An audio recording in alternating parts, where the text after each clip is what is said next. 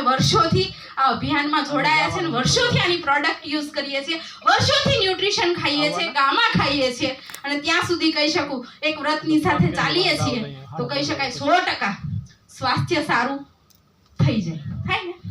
એક નાનું એવું ઉદાહરણ આપી શકું કે જ્યારે સ્વાસ્થ્યની વાત આવે ને બધા એવું કહે તો એને ફાયદો થયો ને એટલે કે અહીંયા બેઠા એમાંથી નવા લોકોને ખાસ કહેવા માટે કહું છું, અહીંયા એવા લોકો છે કે જેને કોઈ પણ RCM ની પ્રોડક્ટ થી ફાયદો થયો હોય તો હાથ ઉપર કરો. નવા વ્યક્તિઓ માટે ખાલી જોવા માટે છે કે જો કેટલા લોકોને પ્રોડક્ટ થી ફાયદો થયો. અને એવું હોઈ શકે પેસ્ટ પણ હોય, તેલ પણ હોય, ગામા પણ હોય, ઘણી બધી પ્રોડક્ટ છે જેનાથી સ્વાસ્થ્ય સારું થાય છે. સ્વાસ્થ્ય સારું થવા માટે ફક્ત પ્રોડક્ટ જ કાફી છે. ઘણી બધી પ્રોડક્ટ છે, ડિટેલ નહીં પણ નોર્મલ વાત કરીએ તો ન્યુટ્રીચાર્જ વુમન થી ઘણી બધી બહેનોને અત્યારે પીરિયડ્સના પ્રોબ્લેમમાં ફાયદો છે ને.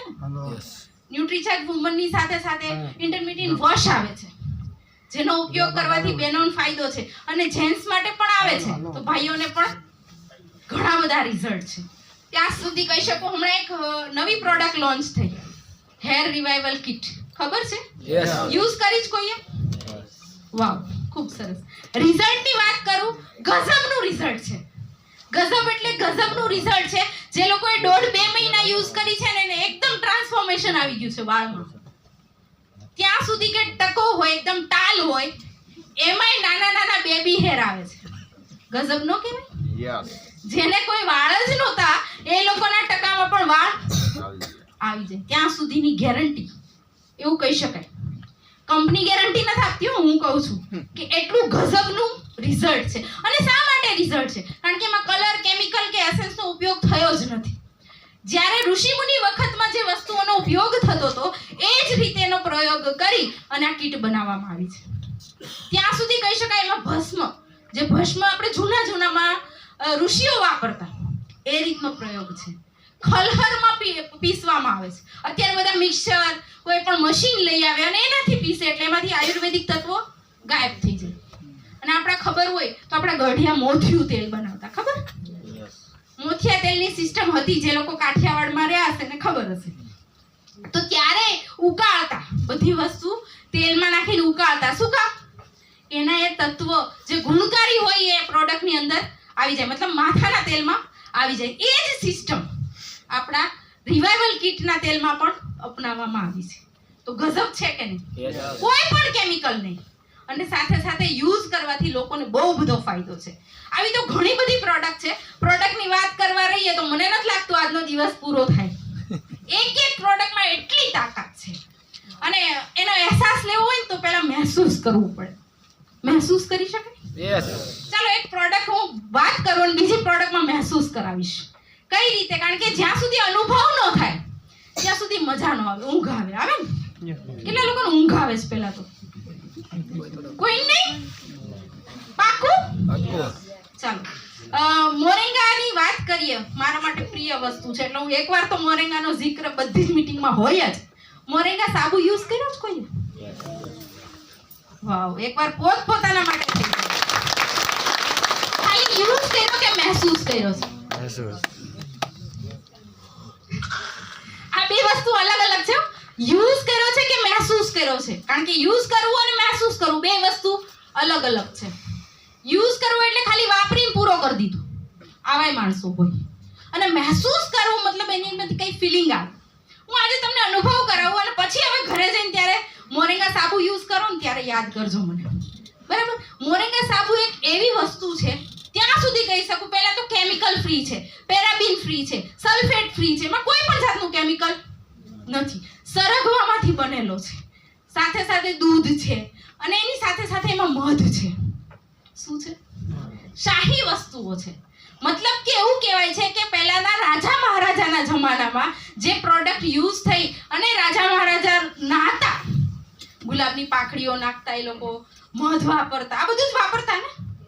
અત્યારે તો ખાવામાં ઓરિજિનલ દૂધ મળે જ ખરું નહીં, તો નાવાની વાત તો ક્યાં રહી? તો હવે આપણે જો એ ફિલિંગ લેવી હોય રાજા મહારાજાઓ જેવી તો હું કહી શકું મોરિંગા સોપનો યુઝ કરવો જોઈએ. એકવાર મહેસૂસ કરો કે આપણે પણ કોઈ રાજમહેલમાં રહીએ છીએ. એકવાર બાથરૂમમાં જઈને અહેસાસ કરજો કે તમે નાવ ત્યારે તમે હોય તો એકવાર વિચારી જુઓ કે આપણે રાજા છીએ કોઈ રાજ્યના અને આપણે શાહી સ્નાન કરીએ છીએ. એ વિચાર સાથે ના જો તમને એ ફિલિંગ જરૂર આવશે કે શાહી સ્નાનનો અંદાજ અને શાહી સ્નાનને જો મહેસૂસ કરવું હોય તો મોરિંગા સોપનો ઉપયોગ કરી લેવાય એકવાર. તો તમને અહેસાસ થશે કે વાવ, આ તો મોરિંગા સોપથી જ થાય. જો અહેસાસ લેવો હોય તો કાલે જ યુઝ કરી લેજો મોરિંગા સોપ. કરી શકાય? કારણ કે જ્યાં સુધી મહેસૂસ નહીં કરો ત્યાં સુધી એ ફિલિંગ આવશે નહીં. એક અહેસાસ અત્યારે જ કરી લઈએ, કારણ કે સાબુનો અહેસાસ તો કદાચ અત્યારે ન થાય, પણ એક તમને કહી શકું સ્વાસ્થ્ય વસ્તુ છે તો ખાવાની વસ્તુઓ પણ આપણી પ્રોડક્ટ આવે છે ને? બધા યુઝ કરો છો? ચલો મીઠાઈની વાત કરીએ. મારી પ્રિય એવી મીઠાઈની વાત કરીએ. બહુ બધી મીઠાઈ છે, એમાંથી એક સોનપાપડી ખાધી બધાએ? કેટલા લોકોએ ખાધી છે? ચાલો આપણે અત્યારે અહેસાસ કરીએ. સોનપાપડી, મસ્તનું સોનપાપડીનું પેકિંગ છે. આપણે એને કટ કરીએ છીએ, કટ કરીને ખોલીએ છીએ. ખોલો બધા. અરે સોનપાપડી ખોલવાની છે, ખોલ્યા વગર થોડી ખવાશે. ખોલો. ખોલી નાખી. અરે વાહ, એકવાર બેન માટે જોરદાર તાળી. બેને સૌથી પહેલા ખોલી નાખી. હવે ખોલ્યા પછી એક પીસ હાથમાં લ્યો. લીધું? અરે ભાઈ તૂટી ગયું, હાથમાં નો આવે ભાઈ, લેવા દો. સોનપાપડી એક આખું પીસ હાથમાં નો આવે, કારણ કે એને મોઢામાં મૂકો તો પાણીની જેમ રસ થઈ જાય. વાવ, શું મીઠાશ છે. મોઢામાં પાણી આવે? અહેસાસ થયો? એકવાર પોતાના માટે અહેસાસ ગમે એ વ્યક્તિનો ગમે ત્યાં કરી શકાય, પણ એ ફિલિંગ અંદરથી આવી એમ સફળતાનો અહેસાસ લેવો પડે. સફળતા જોઈએ ને? તો એ સફળતા માટે કરવાનું કંઈ જ નથી. કરવાનું કંઈ જ નથી, નવું કંઈ નથી. જે કરતા હતા એ જ કરવાનું છે. ખાલી દુકાન બદલાવાથી, ખાલી આપણો વ્યવહાર બદલાવાથી, ખાલી થોડુંક પરિવર્તન લાવવાથી, એવું કહી શકાય સંગત બદલાવાથી આપણે સફળતાને મેળવી શકીએ છીએ. તો સફળતા જોઈએ? લેવી છે કે આવશે? આમાંય કન્ફ્યુઝન. મેં પહેલા જ કીધું તું કન્ફ્યુઝન બહુ રહેશે. સવાલ સમજો ને પછી જવાબ આપો. સફળતા લેવી છે કે સફળતા આવશે? કેટલા લોકો પહેલા લેવી છે? ઓકે, ખૂબ સરસ. ચાલો, કેટલા લોકોને આવશે? મારી જેવા 2-3 જણા જ છે. સફળતા લેવી નથી, આવશે. કારણ કે સફળતા લેવી ન પડે, કામ એવું કરીએ કે સફળતાને આવવું જ પડે. એવું કહેવાય છે ગુજરાતને આપવું પડે. પેલા માંગતા તો આવડવું જોઈએ ને, હિંમત તો કરો. હિંમત જ નથી કરતા. ઘણા લોકો એવું વિચારે હિંમત કેમ કરવી એલા ભાઈ. 2 જણાને કહું, 2 જણા ઘરે વયા જાય. 2 દિવસ ખરીદી કરે ને ત્રીજે દિવસે ગાયબ થઈ જાય. થાય, ચિંતા નહીં કરવાની. સફળતામાં આવું થશે. અને જો ગ્રાફ ઉપર નીચે થાય તો તમે જીવતા છો. સીધો થઈ જાય તો હેલો, મતલબ જીવનમાં ઉપર નીચે ચડ ઉતર આવશે જ. અને જો ક્યારેક એવું બને કે સક્સેસ ન થાય તો ડરવાનું નહીં. સક્સેસ ન થાય તો ડરવાનું નહીં, કારણ કે બની શકે મારી જેમ સિંહ પણ હોય ઘરા. 2 કદમ પાછળ જઈને પાછી છલાંગ મારે, એને જ સિંહ કહેવાય. હેલો, એને જ કહેવાય. ચિંતા નહીં કરવાની. હા, મન કે હારે હાર, મન કે જીતે જીત. મનથી હારી ગયા તો હારી ગયા, પણ મનથી જીતી ગયા તો સદૈવ માટે જીત આપણી જ છે. એટલે સફળતા માટે મહેનત કરવાની જરૂર નથી, પણ હા, સફળતા માટે જ્ઞાન લેવાની જરૂર છે, શીખવાની જરૂર છે. અને શીખવા માટે જો તમે તૈયાર છો તો 101% આપણે આમાં સફળ થઈ શકીએ. પહેલી વસ્તુ છે આપણો વાય ક્લિયર થવો જોઈએ. શા માટે કરવું? આ ક્લિયર હશે તો આપણે બધા સક્સેસ છીએ. ક્લિયર છે વાય? બધાનો? શા માટે આરસીએમ કરો? ચાલો, આરસીએમ શા માટે કરો છો? વાય ક્લિયર છે ને? મારું તો ક્લિયર છે એટલે હું કહું. છે કોઈ અહીંયા એવું જવાબ આપી શકે? વાવ, એકવાર જોરદાર તાળી.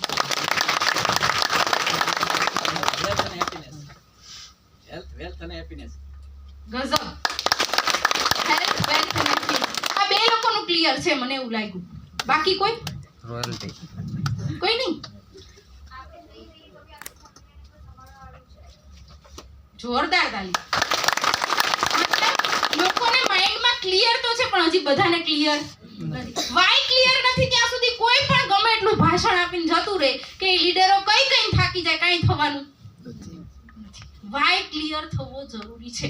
મારે શા માટે કરવું? કારણ કે કોઈ પણ કામ હોય કોઈ કારણ વગર કરતું નથી. આપણે એક વાત કરીએ, નાની એવી ચર્ચા કરી લઈએ. એક મસ્ત સમુદ્ર છે, એની વચ્ચે મોટું એવું જહાજ છે, એમાં આપણે બધા બેસ્યા છે, બરાબર? હવે ઈ જહાજ જતું હોય અને બરાબર વચ્ચે જાય અને પછી તમને લીડરો એવું કે આમાં કૂદવાનું છે. કેટલા કૂદશે?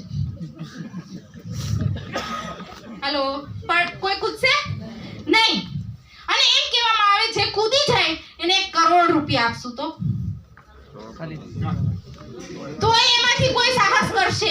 કરોડ કેમ કે આમાં વચ્ચે ડૂબી ગયા તો પ્રશ્ન થાય. કોઈ તોય કરોડ આપશું તોય કોઈ ઉતરવાનું નથી. પણ કરોડની ડીલ કેન્સલ. ઈ જહાજમાં આગ લાગી જાય. કોઈને કેવું પડે કૂદો? કેવું પડશે? કીધા વગર ટપોટપ. અરે નહીં પડતા હોય ને એને ધક્કો મારી નાખે. કરશો ને? શું કામ? આગ લાગી, બચવાનો રસ્તો નથી. વાય ક્લિયર છે કે હવે કૂદવું જ પડશે. એ વાય ક્લિયર છે. એ મારો વાય ક્લિયર છે કે જીવનમાં મારે શું કરવું છે તો થશે. પણ ઘણા બધાને એવું થાય આ વાઇટની વાતો તો કરે પણ હવે ગામ વાતો કરે એનું હું થાય ને. એ બહેનો ને ભાઈઓ ને બધાને થાય હો. બહેનો ચિંતા નહીં કરતા કે અમને જ કે બધાને થાય. સમાજ, આપણા બધામાં પહેલી વસ્તુ આવે સમાજ. सबसे बड़ा रोग क्या कहेंगे? बदलेगा